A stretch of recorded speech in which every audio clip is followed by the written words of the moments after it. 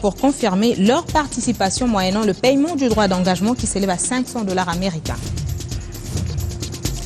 Les syndicats des infirmiers dénoncent le détournement de leurs primes des risques depuis 2013. Unis comme un seul homme, ils invitent le gouvernement à s'impliquer en vue de tirer l'affaire au clair. Pendant ce temps, le siège de l'Union nationale de la presse du Congo a eu des visiteurs hier peu courtois. En plus de n'avoir pas annoncé leur arrivée, ces visiteurs ont saccagé les bureaux de cette corporation. L'heure est à présent à l'ouverture d'une enquête pour éclairer l'affaire.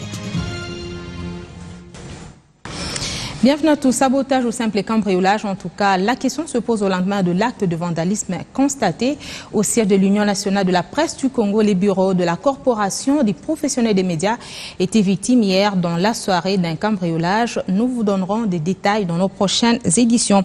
Un nouveau directeur de cabinet du chef de l'État et deux directeurs de cabinet adjoints. C'est la quintessence de l'ordonnance présidentielle signée par le chef de l'État élu sur les antennes de la télévision nationale congolaise par le directeur de la presse présidentielle. Je vous en propose un extrait. Ordonnance numéro 15/036 du 26 mai 2015 portant nomination d'un directeur de cabinet et de deux directeurs de cabinet adjoints du président de la République. Est nommé directeur de cabinet Monsieur Nemi Mwilanya Wilonja. Est nommé directeur de cabinet adjoint chargé des questions économiques et de la reconstruction Madame Célestine Hortense Moukalai Kionde. Est nommé directeur de cabinet adjoint chargé des questions politiques, administratives et juridiques, Monsieur Jean-Pierre Kambila Kankwenda. Sont abrogées toutes les dispositions antérieures contraires à la présente ordonnance qui entre en vigueur à la date de sa signature, fait à Kinshasa le 26 mai 2015, Joseph Kabila Kabange. Pendant ce temps, l'ambassadeur Henri Movasakanya tient officiellement les rênes du Parti du Peuple pour la Reconstruction et la Démocratie. Le nouveau secrétaire général a été investi mardi au siège de cette formation politique. C'était en présence des militants et cadres du parti. Cet embouteillage au croisement des avenues Batetela et Pumbu dans la commune de la Gombe démontre qu'un événement inhabituel se déroule au siège du Parti du Peuple pour la Reconstruction et la Démocratie. Et l'événement, c'est la remise-reprise entre le secrétaire général sortant et entrant. Tous les cadres et militants du PPRD n'ont pas voulu manquer cet instant. Trêve des commentaires, c'est loin des caméras qu'a eu lieu cette cérémonie. Devant les militants, Évariste Bouchab va poser ce geste combien symbolique pour passer le destin du PPRD entre les mains de Henri Movasakanya. Je voudrais vous remettre cet étendard, symbole de notre parti, que vous défendrez toujours et partout jusqu'au sacrifice suprême pour que triomphe l'idéal apporté par M. Laurent Désiré Kabila et continué aujourd'hui par Joseph Kabila Kabange de Raïs.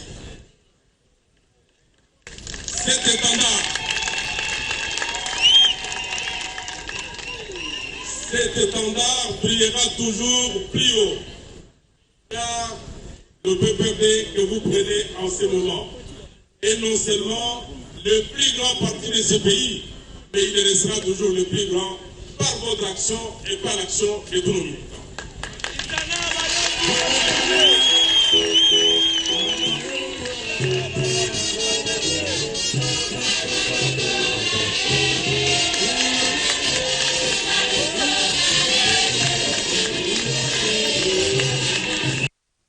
Les enjeux pour ce parti phare de la majorité sont grands et le nouveau CG l'a compris.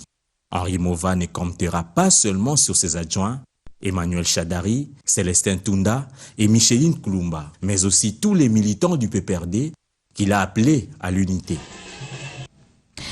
Un Congolais à l'honneur dans cette édition du journal et le docteur virologue Jean-Jacques Mouyembe Tanfoum qui a été décerné le prix Christophe Mérieux pour ses recherches à lutter contre la maladie infectieuse à virus Ebola dans le bassin du Congo. Une récompense qui est évaluée à près de 500 000 euros. La rédaction vous proposera dans les prochaines éditions son parcours. L'actualité, comme vous le savez, c'est aussi la prolongation jusqu'au 30 mai prochain de l'opération du dépôt et réception des candidatures pour les élections provinciales. L'UDPS, parti phare de l'opposition, s'est bel et bien inscrit dans ce processus. Son secrétaire exécutif en charge des relations extérieures l'a confirmé lors du magazine Le Point. Félix Tshisekedi évoque également la question du dialogue national. Si nous acceptons plutôt de déposer les candidatures, c'est pour marquer notre détermination à aller aux élections, mais pas à n'importe quelles élections. Et c'est pour ça que nous voulons du dialogue. Les élections doivent être une occasion, évidemment, pour le peuple de renouveler soit sa confiance en ceux qui dirigent ou renouveler les cadres politiques qui dirigent ce pays. C'est pour ça qu'on organise des élections dans un pays qui se veut démocratique. Et donc c'est pour ça que dans cette logique, l'UDPS s'y inscrit, mais pas pour aller à n'importe quelles élections. Nous devons aller à des élections qui soient réellement crédibles et transparentes. Et c'est pour ça que nous militons pour le moment pour le dialogue. Le dialogue étant une initiative proposée par la communauté internationale et qui nous a vraiment séduits.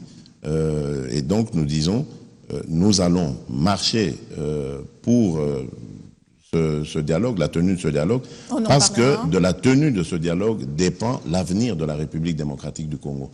Nous voulons que ce pays devienne un état de droit, nous voulons que ce pays devienne un état de démocratie, qu'on ait à des délais bien précis, des échéances électorales bien organisées et crédibles, et voilà pourquoi le dialogue est nécessaire.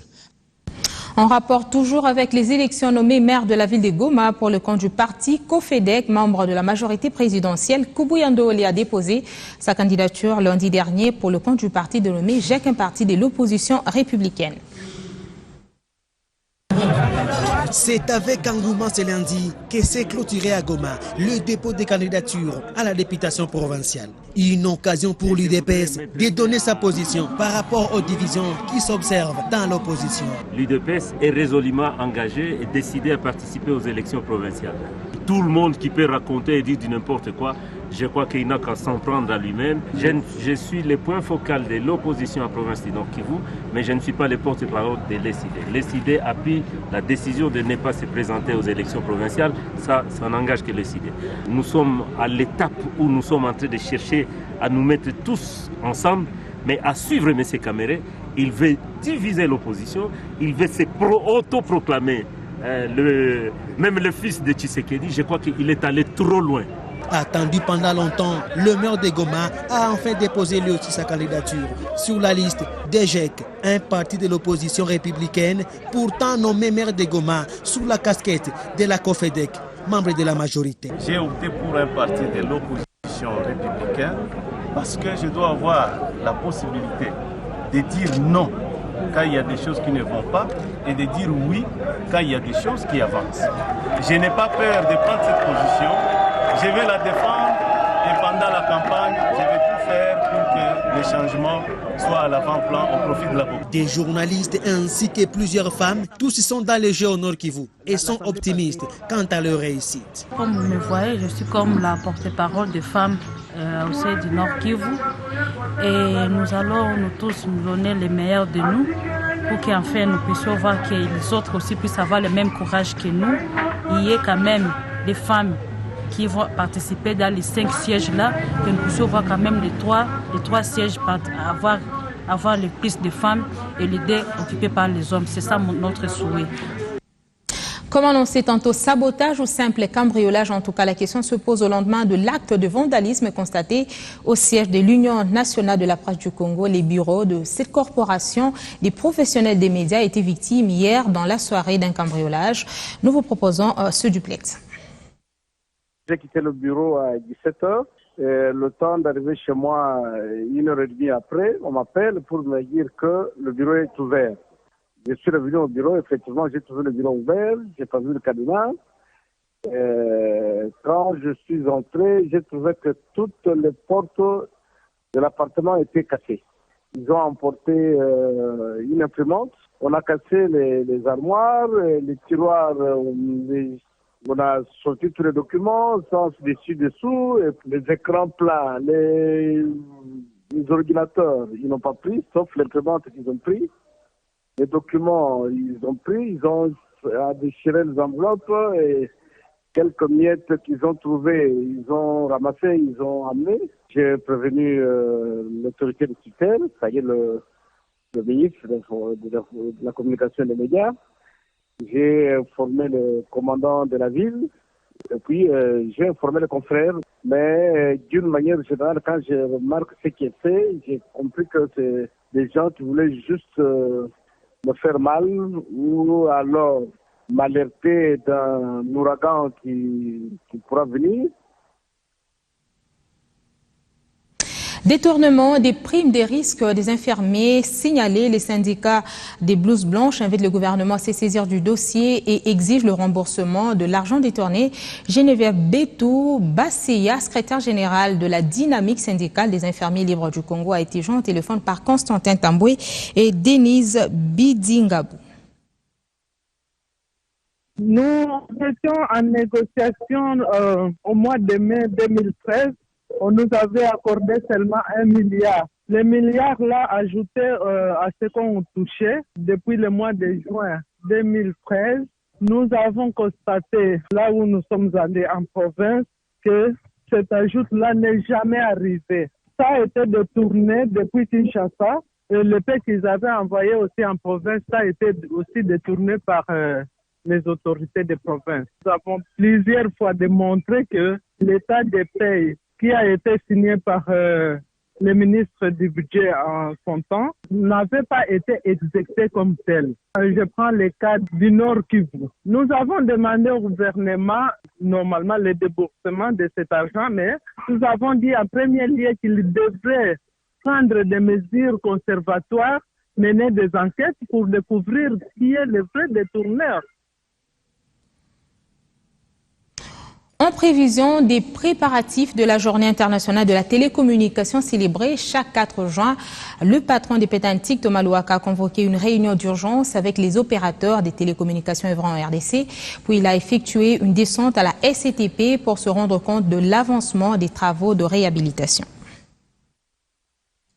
L'amélioration de la qualité de service des entreprises de télécommunications œuvrant en RDC a fait l'objet d'une réunion d'urgence convoquée par le vice-premier ministre, ministre des PTNTIC Thomas Louaka, avec les responsables de ces entreprises. Pour la célébration de la Journée internationale de la télécommunication, le 4 juin prochain, les opérateurs de télécommunications mobiles sont appelés à offrir un service de qualité et entretenir comme il se doit leur matériel afin de résoudre le problème de connectivité. Nous avons communiqué à son Excellence que depuis les 6 derniers mois, nous investissons énormément à l'amélioration de la qualité du service et nous voyons mois après mois que ça s'améliore. On a quelques difficultés dans la logistique, retard dans les dédouanements ou bien la congestion du port de Pointe-Noire pour ici à Matadi pour que c'est qu'on planifiait être terminé pour juin le soir. Mais honnêtement, nous pensons que d'ici fin juin de cette année, on ira encore mieux que ce qu'on a été jusque-là. Ensuite, Thomas Louaka s'est rendu aux installations de la Société congolaise des postes et télécommunications, SCPT en sigle, pour s'assurer de l'avancement des travaux de réhabilitation devant prendre fin avant le 4 juin.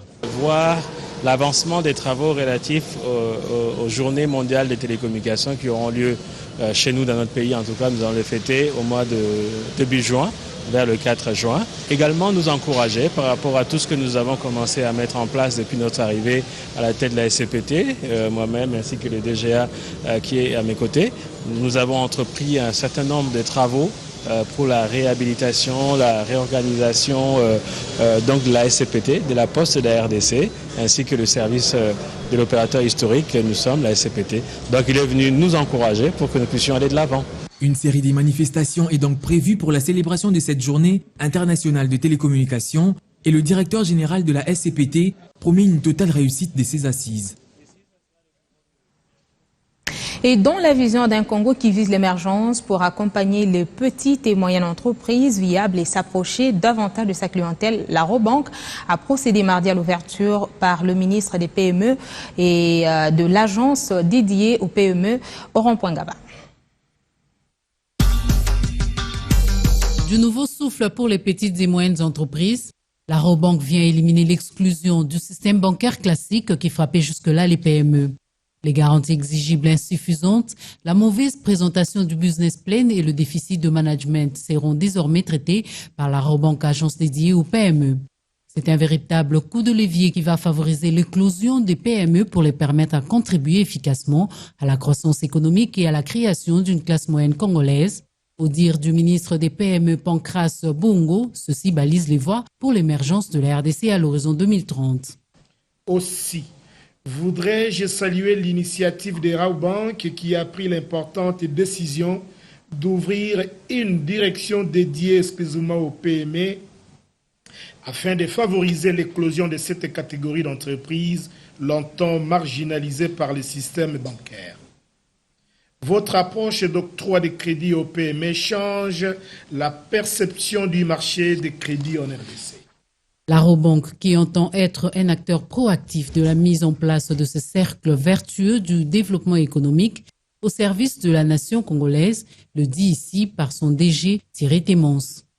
Deux types de crédits, Business One et Full Business. Ce sont des produits de trésorerie et d'investissement qui permettront aux PME de développer leurs activités ici en RDC. Les accords conclus à ce jour en RDC avec la Robank le sont avec la SFI et Proparco pour un montant global de 25 millions de dollars. Ce sont des signes concrets de cette démarche proactive de la Robank vers le tissu entrepreneurial congolais dont le potentiel de développement est important. Outre l'octroi des crédits, la Robank compte renforcer les capacités techniques et managériales des PME pour les rendre compétitives.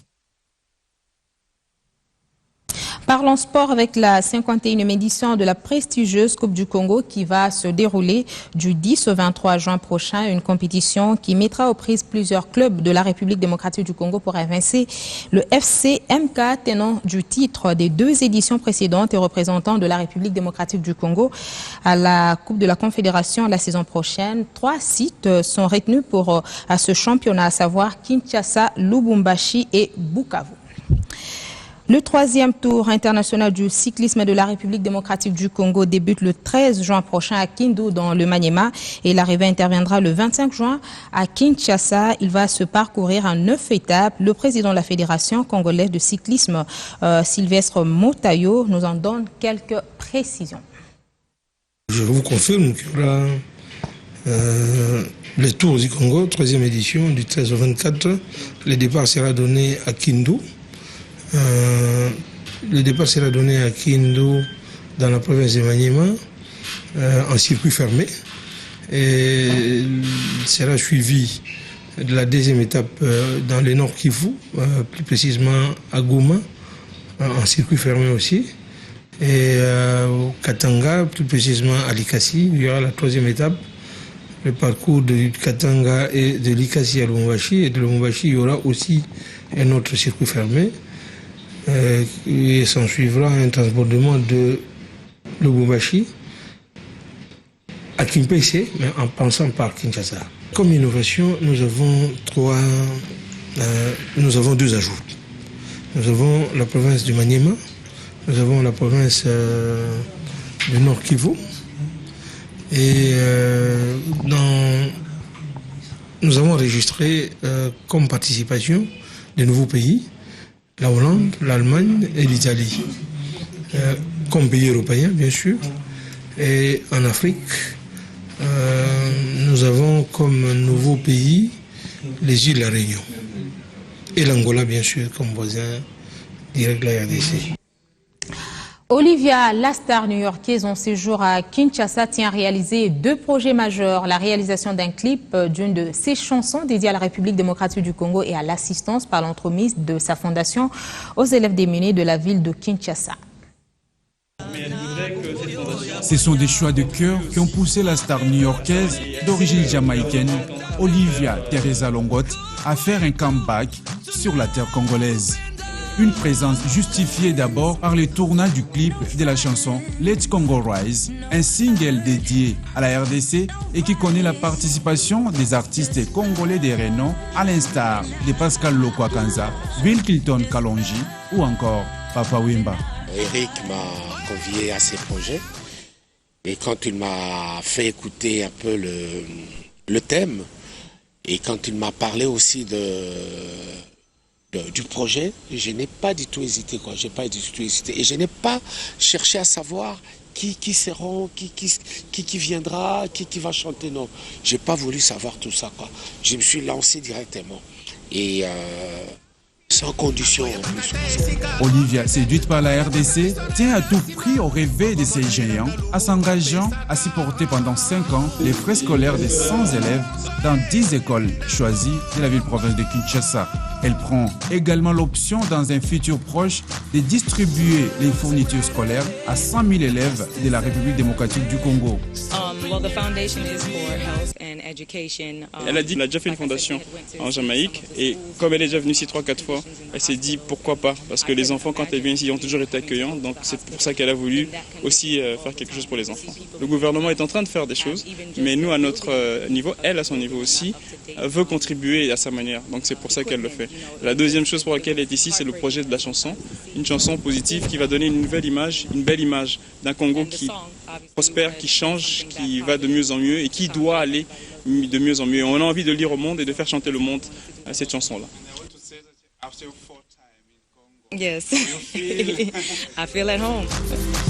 Artiste de renommée internationale, Olivia Teresa Longot a pris coutume à fréquenter le monde musical congolais après son featuring réussi avec la star internationale de la musique congolaise, Fally Ipupa.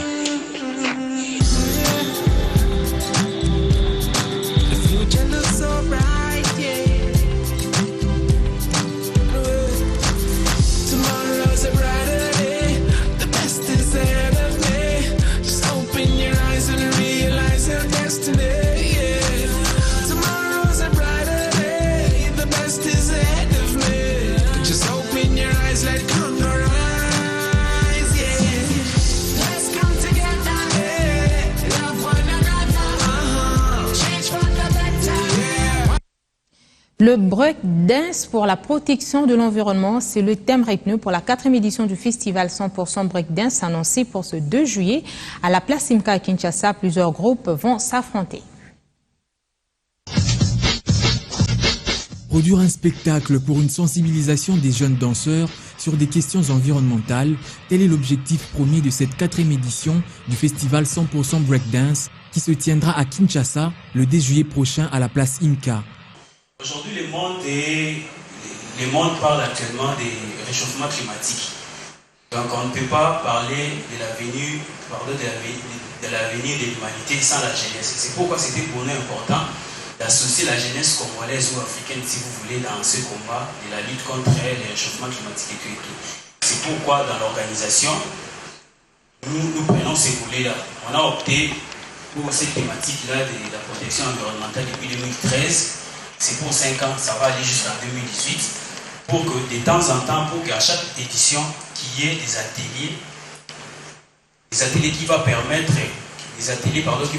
à nos professeurs, si je peux les appeler ainsi, ou experts, de combiner la danse et le côté environnemental pour que les danseurs arrivent à produire des spectacles, même pendant le concours, même après que les danseurs arrivent à produire des spectacles et entrer dans ce sens-là pour sensibiliser non seulement la jeunesse, mais aussi pour sensibiliser les Congolais.